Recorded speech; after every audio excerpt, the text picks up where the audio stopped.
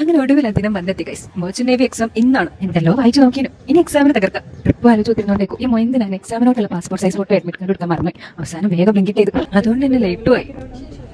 പെട്ടെന്ന് റാപ്പിഡ് വിളിച്ച് ഓടായിരുന്നു.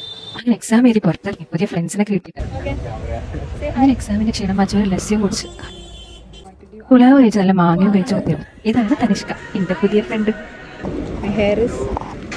സൈബർ ഹബിലെ ഡെക്കാത്ലോണിലോട്ടാണ് പോകുന്നത്.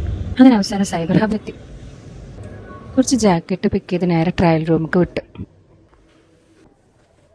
നെക്സ്റ്റ് ഏർലി മോർണിംഗ് ആണ് ഫ്ലൈറ്റ്. ബിരിയാണിയും കഴിച്ച് നേരെ എയർപോർട്ടിൽ പോയി. മോർണിംഗ് 6:10 ഫ്ലൈറ്റ് ആയിരുന്നു. എത്തിയത് 11:00. എൻ്റെ ഫസ്റ്റ് സോളോ ഫ്ലൈറ്റ് ആയിരുന്നു. അതെങ്ങനെ ആയിരുന്നു വിചാരിച്ചേ ഇല്ല. എന്തായാലും ഞാൻ ഭയങ്കര എക്സൈറ്റഡ് ആയിരുന്നു കേട്ടോ. എന്ത് രസമല്ലേ മഞ്ഞുമലകൾക്ക് കാണാൻ, ഭയങ്കര രസമായിരുന്നു.